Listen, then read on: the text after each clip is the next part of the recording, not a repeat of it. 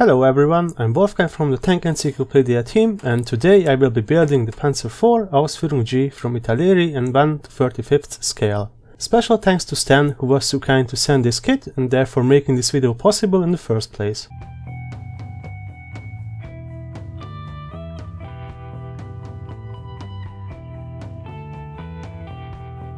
On the beautifully hand-painted art we can see the Panzer IV Ausf.F1, which is one of the possible build options. Today, however, we will be building the early Ausf.G, and I have chosen to build tank number 713 since there are many historical reference photos available and can be marked with the included decals. We have 6 sprues, a PE sheet and a decal sheet. You can notice right away the link-to-link tracks, but more on that later. Let's have a look at the sprues. Overall, there are 3 sprues for the different wheels and tracks due to the link-to-link system of the kit. Quality-wise, I would say they are medium to good quality. The only downside is the sprue marks on the tracks, which have to be filled in and sanded down.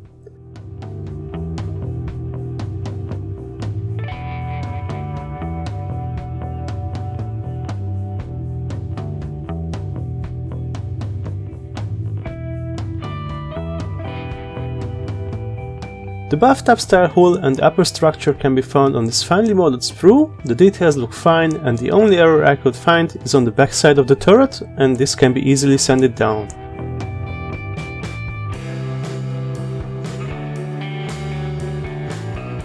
Lower structure and fenders are finely molded. There are no seams visible besides the back of the lower structure, where a few injection marks are present. These can be eliminated quite easily as well.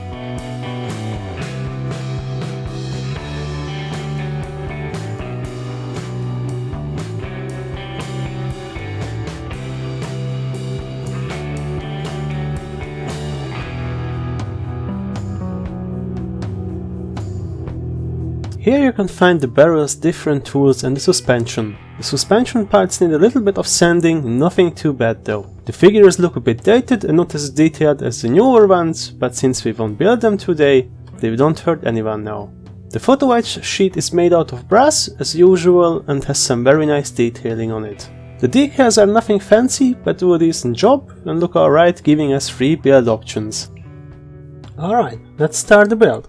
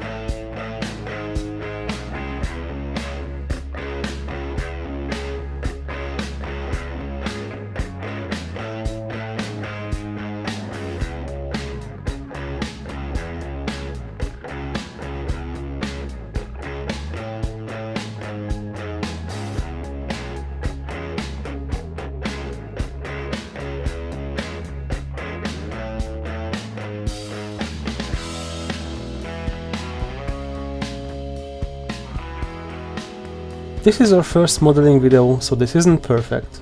We encourage you to send us feedback on both the positive and the negative aspects as well. You will be helping us figure out what works and what doesn't, and improve the quality of our productions. Thank you very much.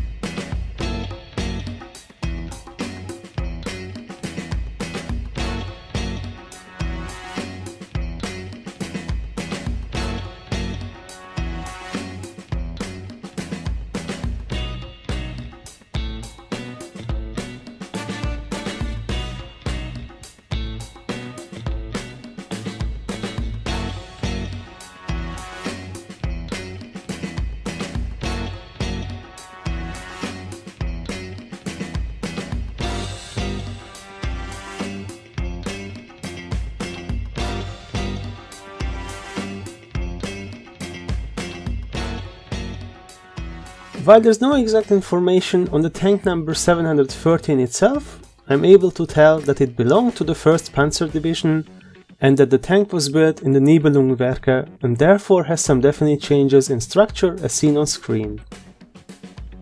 The unit was stationed in Greece at the time due to an expectation of an Allied invasion. Of course, this did not happen in Greece as we know. As for the exact location, I found some photo evidence of the unit moving through or in the near of Athens. This will be important in the weathering phase. The tank also has one change that really shows immediately. The wooden log on the right side of the fenders. This part is scratch built and is not offered in the kit. Nothing much more is known to me after quite some internet research in groups and various forums. This however means we have some artistic freedom. Here you can see me put together the link-to-link tracts. Well, this may be intimidating, but trust me, this is a pretty easy step. You just have to prepare the tracks and then put them together. After a little bit of glue and drying, they will be pretty flexible and you can put them on easily on the tank.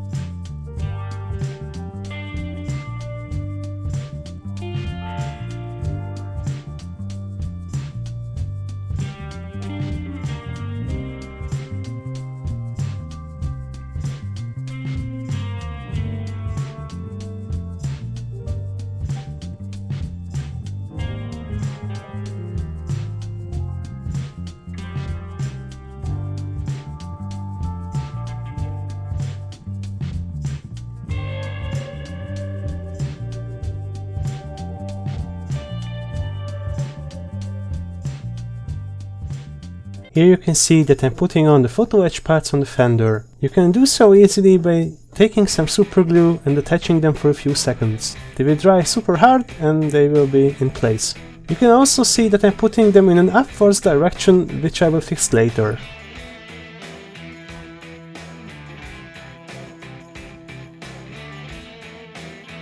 As you can see, we only have the option to glue in the gun to the tower, therefore we can only move it sideways. As you can see, I have also made a slight mistake to glue the gun in too low.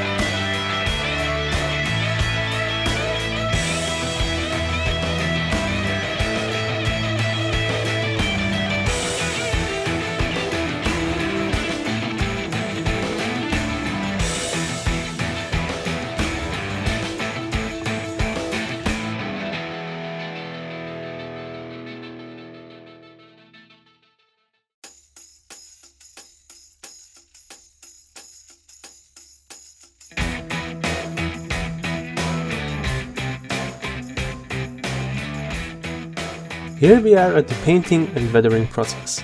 I'm using the lacquer spray can from AK Interactive. Tone is Dunkelgelb RAL 7028. This would be the adequate color of the tank 713 by stationed in Greece. Of course, I'll do some color modulation with white oil paint, since the aggressive sun would have most likely taken away some richness of the color. After that, I'll continue to put on the decals. I'm mixing up the numbers to get the number 713. I'm applying multiple coats of MIG decal setter, and I'm now putting on some light dust deposit from AK Interactive on the tracks and a few spots on the model to weather it according to the circumstances in Greece. I did some chipping with a 10/0 brush with red oxide paint, which I mixed up from 2 Revel paints. Afterwards, I put some spots of burnt amber on the chipped areas and emulate rust stains. I put on some spots of white oil paint and streaked them down for washdown rain stain effects. With all this done, I put dust on the tracks, the lower hull freely, and a small amount on the crevices of the upper hull and tower, therefore making the tanks looking like they just moved on a dirt road that is near Athens. And here we are at the point we discussed earlier. This is also the reason why I'm using light dust effects, because they look like dirt roads on Greece. Here you can see me weathering the tracks. I just put some pastel dust on the tracks that are painted with the Rebel Aqua colors, and they are 2 tones, one is ochre and the other is Indian red. I do this to all tracks, inner and outer side as well. As you can see, I just only brush them in, and that's basically it. Now I put my 4B pencil and just mark the tracks where they are run down. This will give a nice metallic finish and will give a nice touch to the tracks as well.